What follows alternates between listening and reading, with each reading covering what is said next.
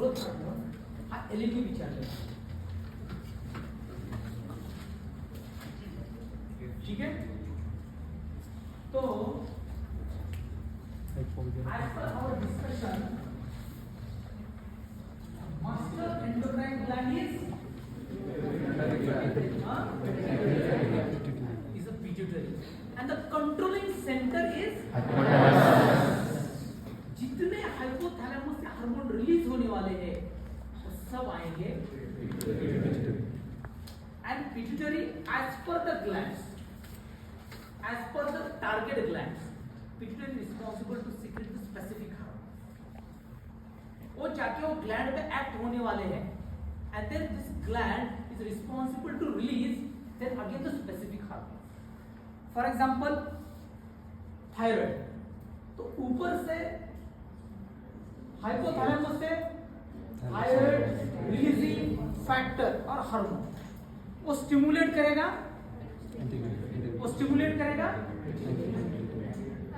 anterior pituitary. In the anterior pituitary there is a thyrotroph. Same time is the thyrotroph. And this thyrotroph gets stimulated and releases the TSH. Thyroid stimulating hormone. This thyroid stimulating hormone pour into the bloodstream और फिर वो घूम के चला जाएगा finally thyroid gland and again thyroid gland को stimulate करेगा. Thyroid gland is responsible to release T3 and T4. Then T3 T4 अपने सेल पे जितने सेल्स है अपने सब पे एक्ट करते हैं. तो this is the beauty of endocrine system. This endocrine system is responsible for the homeostasis. This is responsible for your reproduction. This is responsible for your mood, your stress. Endocrine system. So anterior pituitary and the posterior pituitary. Anterior pituitary से 6 hormone release होता है. Posterior pituitary से 2 hormone. The anterior pituitary and hypothalamus ये जो connection है इसका नाम है हाइपोफाइजियल पोर्टल सिस्टम. एंड जो हाइपोथैलेमस एंड पोस्टीरियर पिट्यूटरी है उसका जो कनेक्शन है दिस इज द न्यूरॉनल. जो पीछे वाला है posterior this is the neuronal connection. जो एंटीरियर है this is the hypophyseal portal system. Hypophyseal portal system इसका मतलब यह है कि जो पोस्टीरियर में है वो ऊपर से सिंथेसिस होने वाला है. पोस्टीरियर में जो है वो ऊपर से सिंथेसिस होने वाला है मतलब हाइपोथैलेमस में सिंथेसिस है एंड स्टोर होगा pituitary. As per the requirement वहां से रिलीज होगा. एज पर द रिक्वायरमेंट वहां से रिलीज होगा. Let's take an example oxytocin and ADH. Oxytocin and ADH released from the posterior. And our 6 hormones, growth hormone, then prolactin, then LH, FSH, then TSH, then ACTH. 6 hormones released from the anterior. तो देख लो ये जो hormone है सब hormone सबसे act सबसे ठीक है. तो आज जो हम हार्मोन देखने जा रहे हैं वो है growth hormone.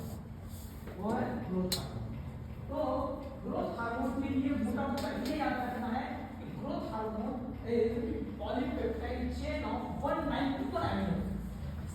191 amino acids. Growth hormone की जो फैमिली है वो फैमिली है उसके जो मेंबर्स है उसके मेंबर्स में प्रोलैक्टिन है. Then HPL human placental lactogen HPL. Growth hormone HPL and prolactin ये जो तीन है वो सेम फैमिली को बिलोंग करते हैं. सेम फैमिली तीनों. तो सबसे पहले तो growth hormone releasing factor and growth hormone inhibiting factor released from the hypothalamus. Growth hormone releasing factor, growth hormone inhibiting factor. Inhibiting factor is also known as somatostatin. Is also known as somatostatin. ये दोनों आके act होने वाले हैं somatotrope पे. Somatotrop, which is acidophil cells. Somatotrop, which is present in the anterior pituitary. वहां पे act होने वाले हैं और तब जाके वहां से आपका ग्रोथ हार्मोन रिलीज होगा. वहां से आपका ग्रोथ हार्मोन रिलीज होगा. तो वो ग्रोथ हार्मोन फिर जाएगा सबसे और वहां पे एक्ट करेगा. And this growth hormone is responsible for the growth and the development. Responsible for the growth and development. So, number one function of growth hormone in context of muscle. तो growth hormone का क्या role है muscle में? तो growth hormone जाके तुम्हारे cell पे act हो रहा है. तो क्या कर रहा है काम? क्या काम करेगा growth hormone?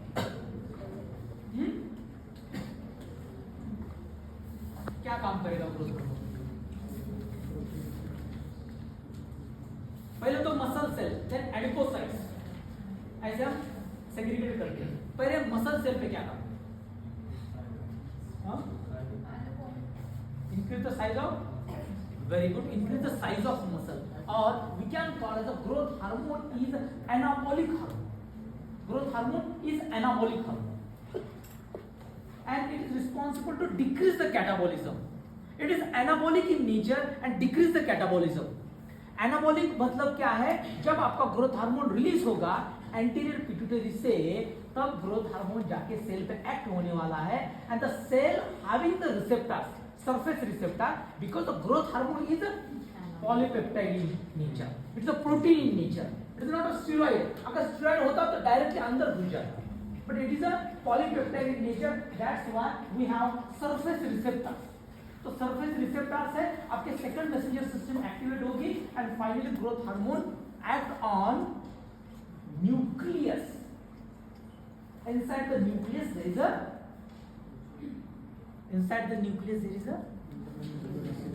DNA. Your DNA. Over the DNA, this growth hormone activates the transcription and translation. Transcription and translation. Transcription, translation. Transcription, translation. And finally, जो हमें required proteins है, वो proteins हमें ट्रांसक्रिप्शन ट्रांसलेशन मिलेंगे. फॉर एग्जांपल मसल में क्या काम करने वाला है? तो मसल के प्रोटीन्स बढ़ाएंगे, मसल के प्रोटीन्स इंक्रीज होंगे, मसल की स्ट्रेंथ बढ़ेगी. समझ में आ रहा है?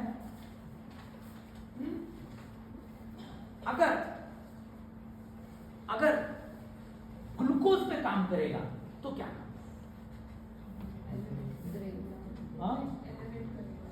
Glucose level increase. इसका मतलब ये है जब हम खाना खाएंगे तो ग्रोथ हार्मोन जो है ग्लूकोज को स्पेयर करेगा. This is the beauty of glucose. This is the beauty of growth hormone. Glucose को स्पेयर करेगा. तो सबसे पहले यूज किसका होगा? जब हम खाना खाते हैं तब सबसे पहले कार्बोहाइड्रेट का यूज होता है, then fat and then finally protein. But growth hormone क्या कर रहा है? ग्रोथ हार्मोन कार्बोहाइड्रेट का यूज नहीं कर रहा है, उसको स्पेयर कर रहा है. which means that growth hormone is responsible to increase the blood glucose level. That's why the growth hormone is also known as diabetogenic in nature. तो ग्रोथ हार्मोन का डायबिटीज क्रिएट कर रहा है, ये तो फिर धोखा है. Growth hormone responsible for the diabetes, increase the blood glucose level. तो पहला फंक्शन ये है, growth hormone is responsible to enter the amino acid into the cell as a fuel, increase the transcription and translation, and decrease the catabolism. And second function ये है कि वो cell को allow नहीं कर रहा ग्लूकोज। तो सेल को ग्लूकोज अलाउ नहीं हो रहा तो ब्लड ग्लूकोज की लेवल बढ़ेगी, क्योंकि एंट्री नहीं करवा रहा। Entry decrease, that increase in blood glucose level.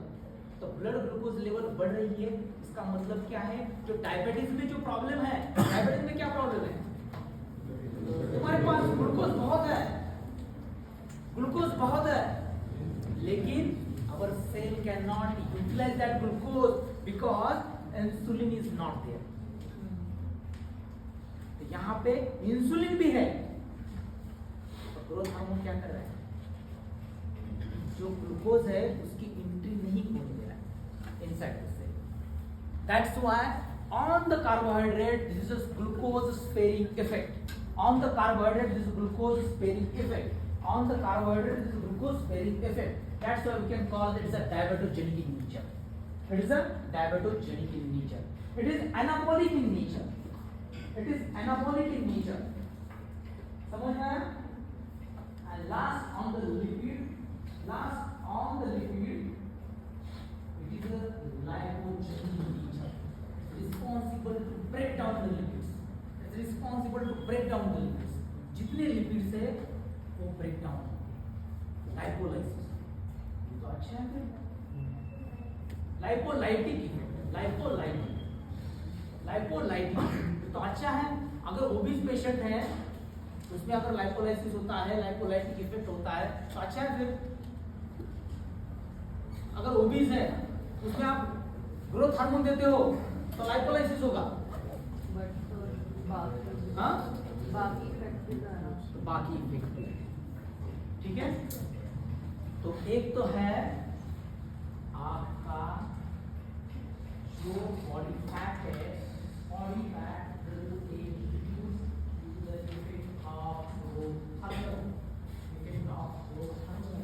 अभी सुनो, अभी जो मैं बोलने जा रहा हूं वो बहुत मूल्यवान है। क्या है? Growth hormone can predict your life expectancy. Growth hormone can predict your aging because in aging the muscle mass get reduced. Aging में क्या होगा? अब देखो 60 year old जो लोग है, 70 year old है, उनमें क्या है? उनमें फैट ज्यादा है and muscle mass is less. But in young age, young में क्या है?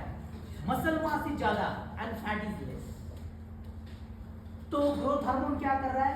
मसल मास बढ़ा रहा है एंड फैट को कम कर रहा है। ये तो बहुत अच्छी बात है। तो जैसे जैसे एजिंग होगी ग्रोथ हार्मोन का सिक्रीशन कम होगा। जैसे जैसे एजिंग होगी ग्रोथ हार्मोन का सिक्रीशन कम होगा। इसीलिए इन ओल्ड एज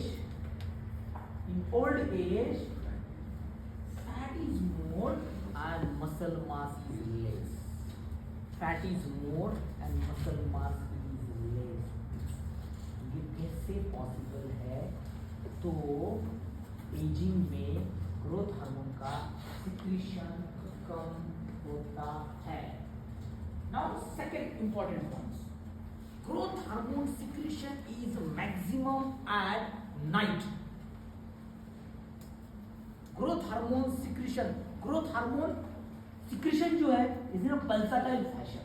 जैसे ग्रोथ हार्मोन ऊपर से आएगा एंटीरियर पिट्यूटरी से, तो ग्रोथ हार्मोन जो है मैक्सिमम जो ग्रोथ हार्मोन का चंक है वो डायरेक्टली एक्ट नहीं होगा, वो एक्ट होगा सोमैटोमेलिन से।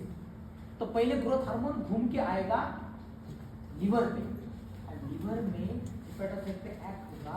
हेपेटोसाइट क्या करेगी? सोमैटोमेलिन को फॉर्म करेगी in the presence of growth hormone, and this growth hormone act on different body cells.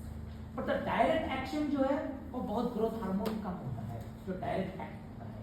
The half life of growth hormone is only 20 minutes. बहुत important। तो 20 मिनट तक ही काम करेगा। But the half life of somatotropin is more than 24 hours. Half life of somatotropin जो सोमेटोमेडिन है, it is a mediator of growth hormone. Growth hormone का जो बंदा है वो सोमेटोमेडिन है, जिसके थ्रू वो काम करेगा। सोमेटोमेडिन जो है वो ग्रोथ हार्मोन का काम कर रहा है। सोमेटोमेडिन वो ग्रोथ हार्मोन का काम कर रहा है। तो तुम बोलो सर व्हाट अबाउट सोमेटोस्टैटिन? अरे सोमेटोस्टैटिन तो ऊपर है हाइपोथैलेमस में। सोमेटोस्टैटिन तो हाइपोथैलेमस में, समझ में, जो इनहिबिट कर रहा है ग्रोथ हार्मोन का सिक्रीशन। बट ग्रोथ हार्मोन के लिए काम जो कर रहा है वो है somatomedin, which is secreted from the liver, which is secreted from the liver. तो at night the growth hormone secretion is maximum in deep sleep, non REM sleep, stage 4।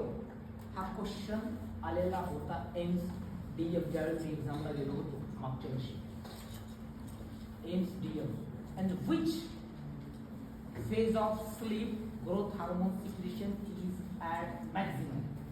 Is an NREM sleep, non-rapid eye movement sleep, stage 4. Non-rapid eye movement sleep, stage 4.